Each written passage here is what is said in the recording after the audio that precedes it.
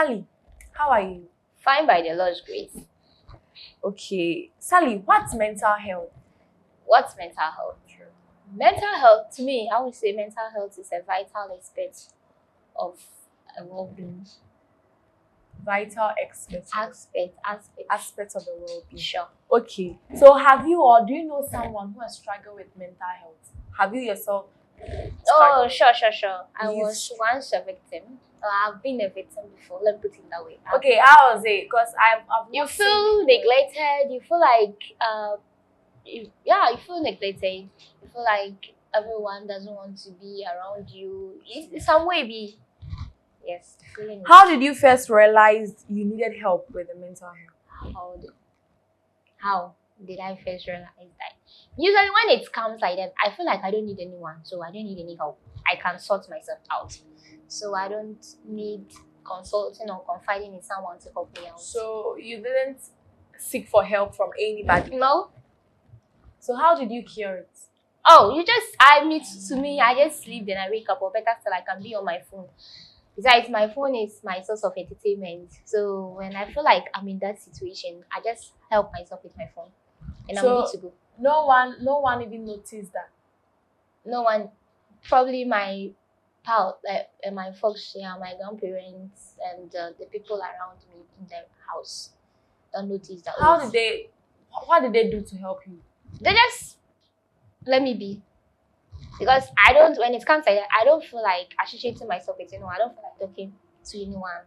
I'm always indoors, inside, always on my phone. If I don't sleep, I'm always on my phone. Sometimes I don't even eat. I don't even have appetite for food. Like, I'm just always indoors. Why?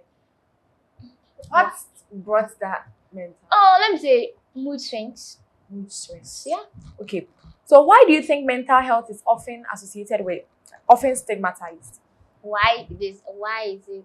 Let me say, often stigmatized. Let me say lack of understanding, because when it happens like that, people don't understand the situation or what the person is going through.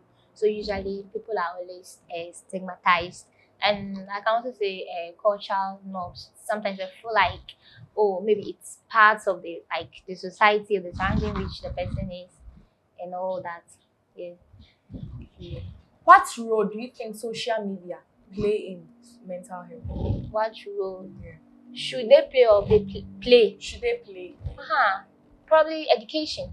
Education. How can you just try to educate?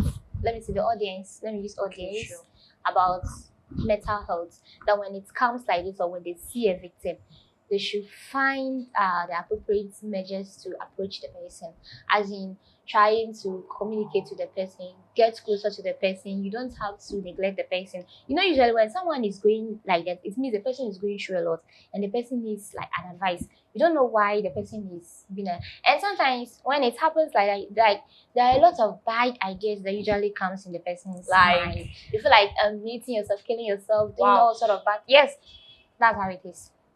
Okay, so what message would you like to share to others with mental health? What message would I like to share with others about mental health? They should, when it happens like that, they should try to confide in people, share their problems with others. There's a saying that a problem shared is half solved. Yeah, so when you share your problem with people, at least they'll bring ideas, they'll help you with ideas, and you'll be able to go out with it. Okay, now let's go to anxiety and stress. Okay. How do you manage anxiety and stress in your daily life? How do I? That's fear. Yes. How do I? It's let me say, it's a natural phenomenon though. You can't do away with it. But when it comes like that, you should have the spirit of I can do. I'm not afraid. There's no harm in there's just have this I can do spirit. I can do it. I shouldn't say, oh, because I have this fear in me, I should belittle myself also. No, I should have that spirit that, oh, I have this I can do spirit, I can do it, and do away with the fear. So what triggers anxiety? What triggers an anxiety? To me, for instance, I can say maybe audience. I don't like to be too obvious, as in to be too seen around people. Obvious, as in to be seen around people. Yes, me when I see crowd, I feel like. So how do you cope? It's always difficult though, but I guess like I said earlier, how that I can do spirits. Can you give a practical example of it? Okay, so let's say in a situation you've been called to speak in public, Okay. and you being afraid of public, you tell yourself, oh, I can do it. They are all equal. We are all equal. Sorry, we are all equal. We are all human. So there is no need of me being afraid. Then you say it to yourself within the inner spirit.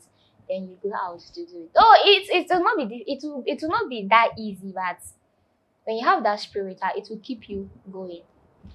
Okay, you have to have the I can do spirit. Sure. Okay. Don't forget to like, share, and then comment. Okay, let's continue. Let's go to depression and low mood. How do you think? What do you think are some of the common misconceptions about depression? What do I think? Some of the common misconceptions about depression. I feel like the people, those going through depression can't do anything. They don't have this high esteem in themselves. They feel like no one loves them and all that. Yes, it's all a misconception. Have you experienced depression? Oh yes, sure. Wow. It's a daily.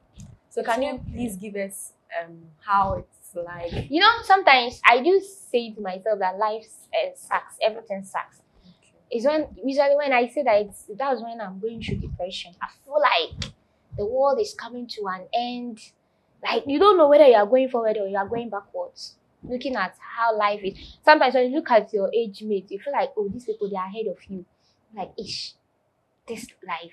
How will I even make it in life? Wow. And when you begin to ask yourself those questions, that's when depression comes in. Wow. So how can family and friends support someone struggling with depression? Probably advice, self-motivation. You should try to motivate the Can you person. give us an example? You should try to motivate the person. Can you give us an Assuming I'm a parent, me being a parent, though I know every day or maybe once a while, I can just sit my kids down and tell them, I know you can do it. Don't compare yourself with others. We are all different. Kind of like that motivation.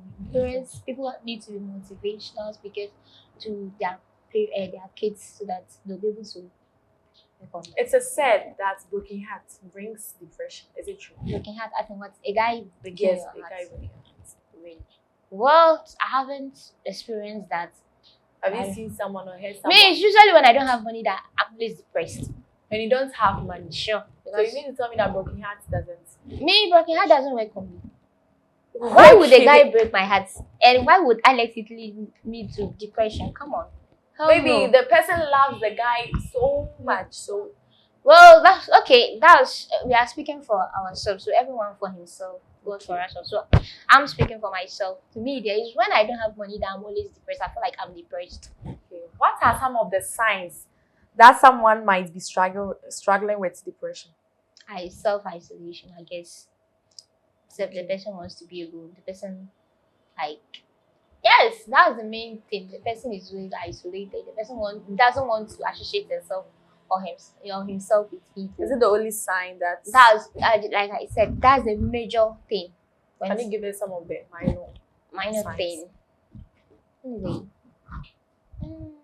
well, that one I don't know, but I know it's that one. The person will always want to. Yeah, everything is always annoying to the person. Everything seems annoying to the person.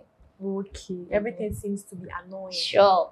So how can we encourage someone to seek for help?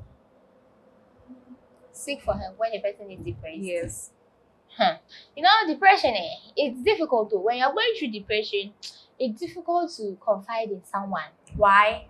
Like, how? You feel like no one will give you that audience. No one will give you that listening ear. So you feel like, why don't I sort myself out? You know, now everyone is busy. So before you go and sit someone down, oh, I'm going through this, let me assume you are going through financial crisis. Then you go and sit someone down, oh, I'm going through this, I need this an amount of money to help myself. The person will keep quiet, listen to your stories all and say, I wish I could help. That thing is really annoying. I wish I could help, but it's rather unfortunate. Okay. I have to use, like, come on, so you feel like, no, why don't I sort myself out? If all I can, you don't have to just let it slide. There's no need confiding in anyone. So how can peer support groups help teens? Peers and cancer, they can influence you to do something good or bad side.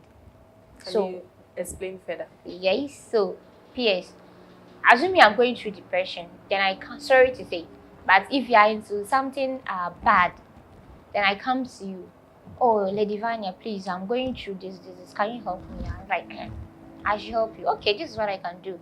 Probably you can introduce me to an old man or something. Oh, Sugar daddy. sure. Then I'll go and do it. Then definitely, I've done it, all right. I'll get the money and I'm Yes. okay. And they can also help you in the good side. Some can give you good advice, but we know usually peers influence and Yeah, bad, sure. so that's how it is. What about teachers and teachers? Let's say teachers. Mm. I mean, in school, when someone is depressed and the person is in school, how can teachers help? Oh, teachers can help. Okay. When you know your student, as a teacher, you should know your student. You should know the time when your student is in the mood. I can remember back in school, when I was in school, I was going through a lot. Then one of my lecturer called me, said, Sally, come. It was after the lectures he called me that we should go out. So we went out, like, Sally, what's wrong with you? Because I know you. I know the type of students you are. I was like, say, I'm fine. I'm not going through anything. He said, you are telling lies. Just tell me the truth. You can confide in me, whatever you are going through. If all I can be of a help, I will help you. I was like, okay, say, this is what is happening to me. I was like, okay, I think if you do this and this and this and this, it will help you. And actually, when I did it, it helped me out. So you, as a teacher, you should know your student. You should know when and how you should approach, or when your student is in the mood. Talking about teachers should know their students. What about parents? Likewise, parents, as your parents, you should know your kids well. You should know your But children. a child can be depressed, but the parents can't. It's when you don't know your child. Because you've given birth to the child, you know when the child is happy and when the child is not happy. So That means you should have time. When you have time, when you spend much time with your word, that's when you know when and how the person is happy or not. okay. So how can school reduce So there, stigma? so there should be interpersonal relationship. Okay, sure. So how can schools reduce stigma among Education. education? Can They you should please explain? educate the students or Yes. everyone on stigmatization, on mental health, that when they see someone going through that situation, they shouldn't neglect the person. They should rather get closer to the person. They should find ways of approaching the person. You So think if there is a need for the someone person, who is mentally unstable act abnormally? someone who is mentally unstable. Mhm.